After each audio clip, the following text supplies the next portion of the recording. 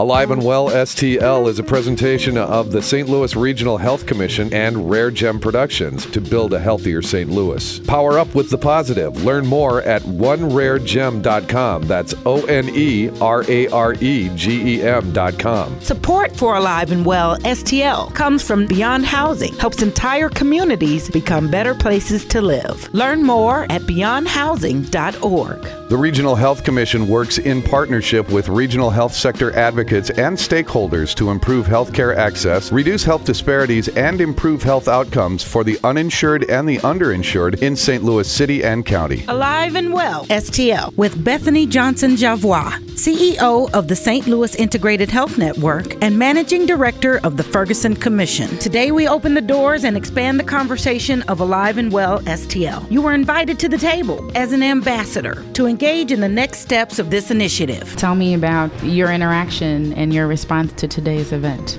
It is actually pretty emotional for me because I came in, I had no idea which group to join, and I sat down, and it was a group that the questions were very near and dear and passionate for me in my heart. I had no idea where I was sitting, and it was in the area of education and students, and I went, wow. Mm-hmm. So I guess in my mind, nothing is an accident. It just struck up a lot of passion in me, and so I actually stayed in that particular area. As an ambassador, you play an important role, and we look forward to your participation. We'll be right back.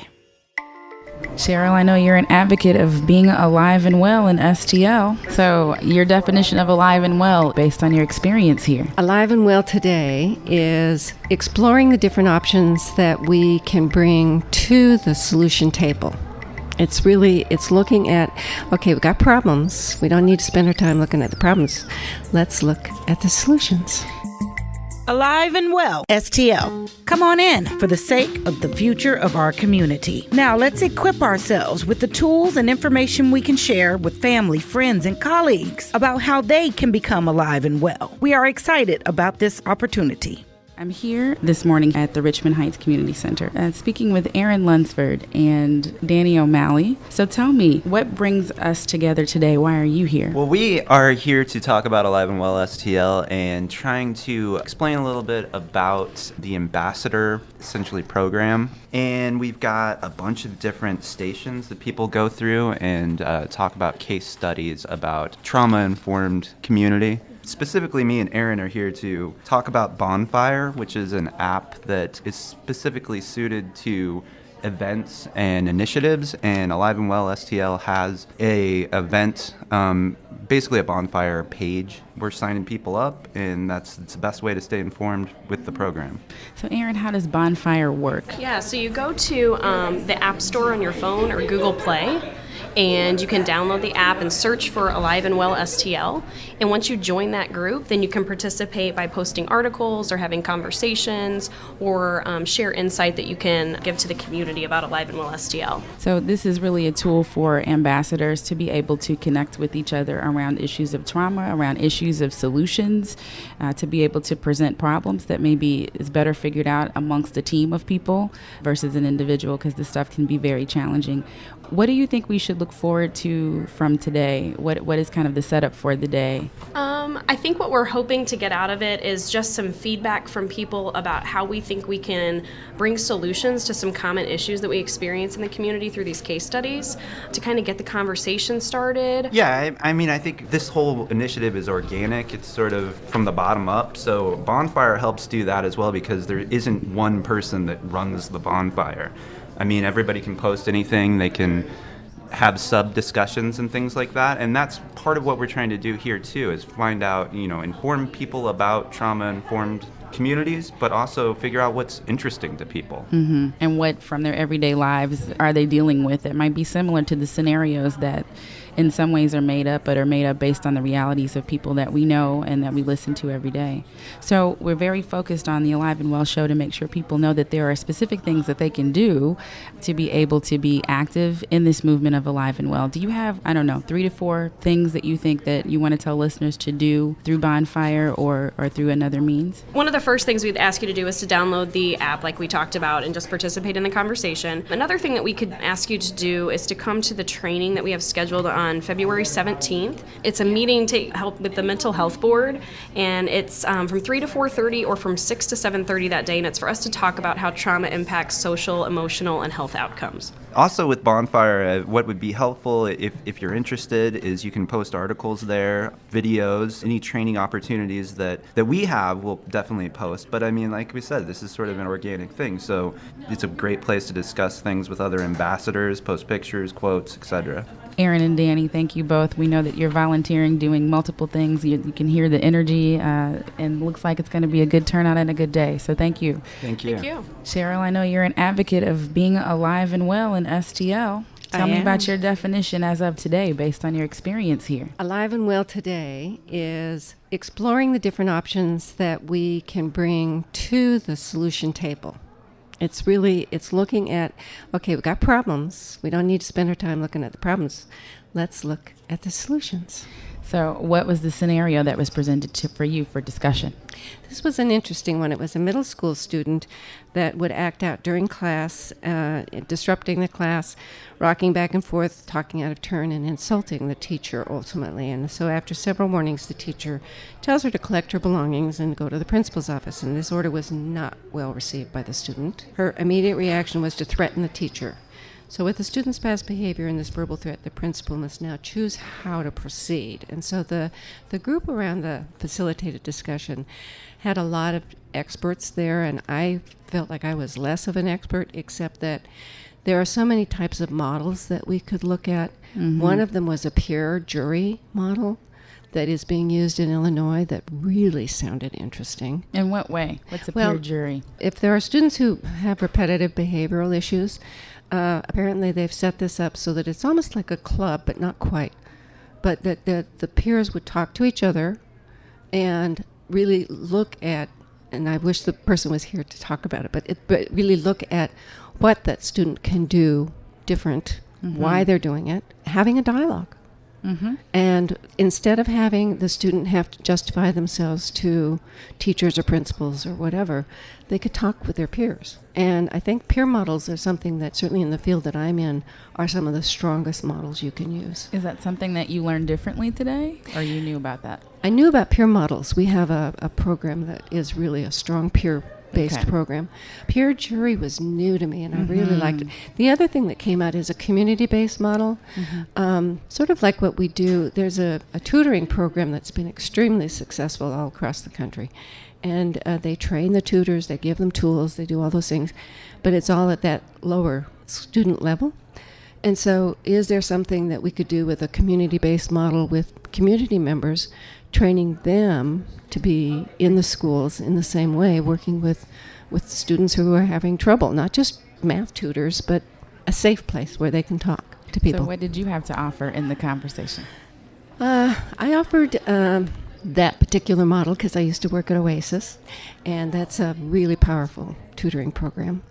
And then the other thing that we all kind of agreed on was that the old school counselor, and I'm from the older school, and the old school counselor role was so helpful, and the counselors are now spread so thin, and they're mostly just focusing on getting them into college. Maybe that counselor role, and they're not always trained to be counselors, so looking at the counselor's role. Anything in particular that you learned from today's experience? Yes. If you sit around and have an open conversation, you're going to learn and you're going to be able to share and you're going to walk away better informed. All right. Well, we'll take it as it is. Thank you for being an ambassador. Oh, my pleasure. This is wonderful. Good work. Great. Have a great morning. Okay. Bye-bye.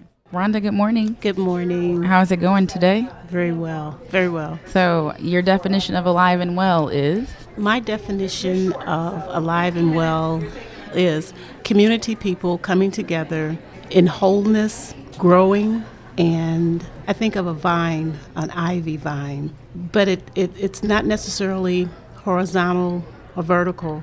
It's kind of all over the place. It just kind of permeates, and it's vibrant, it's alive, it's full of energy. I love your depiction. Tell me about your interaction and your response to today's event.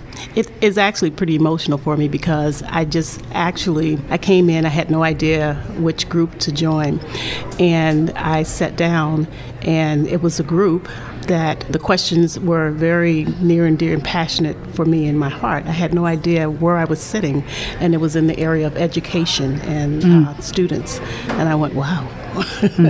So I guess in my mind, nothing is an accident. And so it just struck up a lot of passion in me. And so I actually stayed in that particular area. Tell us about what that scenario was and what was your contribution in that group? It was a scenario of a student in a classroom, in a middle school classroom, that began rocking back and forth, and teacher became disturbed and sent the student to the principal's office. And as a matter of fact, I can't even remember what the end was, but immediately that for me is a red flag, because there's so many areas in our school systems and with our community and our families that we need to address.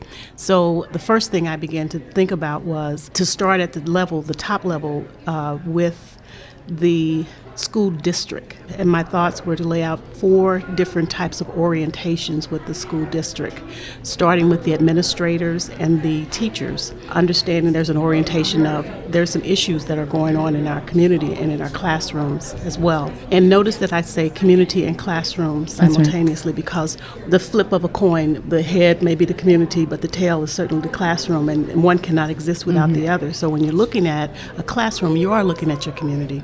So when we're talking about having an orientation, starting with the administrators, recognizing what is in our community and what we're looking at in our communities. Then we want to have an orientation with the community as well, where the teachers will sit down and the administrators will sit down and just listen to the needs of the community, listen to what's going on in my household, listen to what's going on in my neighborhood, listen to what's going on in my church and my grocery stores, and the concerns that we have as a community, because they will come back into our classrooms. Then have another meeting, training, whatever you want to call it, where the administrators and the teachers go back and they've heard the concerns, and so here we talk about what are some solutions, what are some things that we can identify, what are some things that we can do better or do well, and what are we doing well.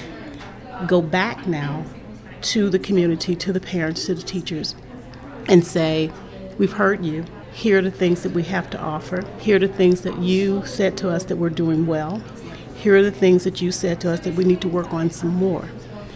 And now we need you, community, to work with us, to partner with us, so that we can help you and your students and our kids flourish. I take away from your comment the theme of listening, listening deeply, listening empathetically, and being present before a situation or a crisis, but listening to be able to then act. Yes. But you need to listen first. You need to listen first. I work in the education system, and many times we sit in meetings and we come up with solutions, and we're really impressed with our solutions, but we haven't heard the needs of the students or the needs of the community. And so listening to see exactly what it is, and we speak our own language, by the way. And we come in and we talk about these things and we speak our language, and then we present it and we go, well, why don't you understand what we're saying? You haven't even heard the issue. You haven't heard the problem. And so listen first, and then let the person know that I am listening, and I'm listening to you, not to duck and load, but I am listening to you to help solve the problem. And I also need you to help me solve this problem as well. So beautifully put. Yeah. So well stated. Is there any other piece of advice, given your experience, or maybe even an invitation that you could give to the listener about coming to these types of events? They're not just, the same old, but what would you say to a person to kind of whet their interest in continuing the Alive and Well movement? It really does take the village, and it is not about your education level, but it is about your knowledge level.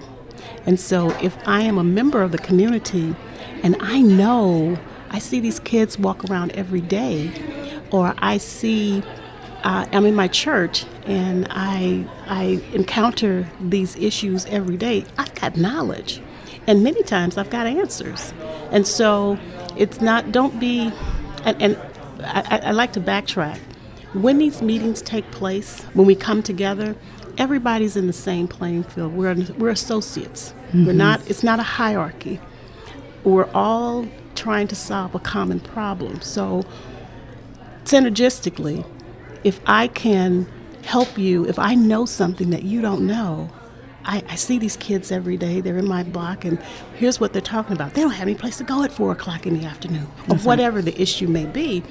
Tell them. So now, as a school district or whatever we're doing, we now know, 4 o'clock, that's the hour that we need to solve something. That's right. Well, thank you so much for sharing your insight, my pleasure. for sharing your emotion and your passion around this topic, and for being an ambassador. Have a great morning. Thank you. You're welcome. Thank you. Susan, good morning. Good morning. You've been hard at work. I've seen you running around. I see the smile on your face that comes through. What are you smiling about today? I have been in wonderful conversations about our schools and how we can work with students, parents, faculty, teachers, admin to build a system and community that's not based on blame, guilt, shame, fear, but very much based on working together to build the strongest education community system that we can. And it's been wonderful to have people drop in and out of the conversation and always come to this really wonderful conclusion of we need to be working together, we need to be having peer communication all the way up from student to student, parent to parent, teacher to teacher, admin to admin, to build something that's safe and happy and supportive for everybody. So what is missing in that scenario that needs to happen for the educational system, our students, our families, our parents? What has been discussed in our group conversation today has been that there's so much intimidation, blame, fear, fatigue at all levels of this education system. So the kids are scared, they're tired, they don't really feel in control of what's going on. Teachers are extremely fatigued, they're overwhelmed, a lot of blame of the parents. Parents feel maybe disengaged, intimidated, unsure of what's going on, kind of this school knows best philosophy, and if it's not working, maybe it's their fault, which is not something you want to engage in necessarily, especially if you have 50 other things going on. So working to build a conversation between those people where it's a team approach to figuring out how we can build something supportive. Can you take a moment to speak to someone who feels like perhaps they need to be an expert in a certain field to understand this concept? Encourage them. Tell them what's possible. I think it's just about talking to people and letting them know what's going on for you, letting them know what you hope for and what you want, and working together to get there. And just being honest about it, taking any ego or fear kind of out of the equation if possible, even if just for a couple minutes, so that you can get it out there and then start working on it. Looking beyond what is to what can be. Right. That's what I'm taking from what you're saying. Right. You're awesome. You did a great job. Thanks. Good morning, Janine. Good morning. Based on today's discussions, what's your definition of being alive and well? What I saw today, it seemed like everyone came to a really good consensus about what a perfect world would be like if we all did what we're supposed to do. And as I do my work at Missouri Department of Health and Senior Services in the faith-based community, if the church did what it needs to do, things would be well as well. So the takeaway for me is where the people have a will, there's a lot that can be done. And I think that the people that were at this meeting today have a will to do the work that needs to be done. The people that don't get things done are those who don't see the vision. And so our job is to help to share the vision with others. How can we share that vision? Any thoughts about that when you were in sessions? Well, we have to reach beyond our current borders because we're all talking to the choir here. We have to reach out to the people to help educate the possibilities to different social groups, the settings where people gather. We need to share what the possibilities would be because some people don't do things just because they don't know what's possible. That's absolutely true. And you talked about working with the faith community and kind of what needs to happen there. Give me some suggestions from you of what you see needs to happen. Maybe write a prescription for our faith leaders that they need to take and make happen. Well, since I grew up in a pastor's home, I know that the pastor's very busy. Okay. And so one way that we could agree on, anybody can agree, is that everybody in Missouri needs to be healthy. The church teaches it. The state of Missouri wants it. Our community wants it. We'll be better because of it. And so we need to capture the heart of the pastor in order to influence the congregations to implement changes within their communities to have healthier outcomes because they preach your body is the temple of the Lord, and we need to take that preaching seriously. Well, I want to thank you for what you have expressed. Very well done and very well stated. I've got some quotes that I'm writing down that I'm going to use because of Janine. So thank you so much. You're very welcome. We'll see you again. Alive and Well, STL. This exciting information was shared with our participants and volunteers from our Alive and Well Ambassador Open House. We bring it to you, our listeners, to be a part and engage as well. All are welcome to attend. Listen closely for more of the Alive and Well STL Ambassadors Initiative. We are grateful for your gift of time to this conversation. We encourage you to stay involved and get involved. If you, your family, or your organization is interested in talking about how we better the well-being of the region, sign up for more information, join the conversation, log on to aliveandwellstl.com, and let's build a plan on how we can work together and improve our overall health and become alive and well. The Regional Health Commission with Chief Executive Officer Robert Friend Jr. committed to providing a detailed review of change over the past decade in 14 leading health indicators for the city and county of St. Louis. The first decade review of health status report, an update to building a healthier St. Louis. Discover the narrative, the data, and celebrate the progress already made to improve healthcare access and reduce health disparities in our region. Learn more at stlrhc.org. Alive and Well STL is another positive production of Rare Gem Productions. Thanks for listening.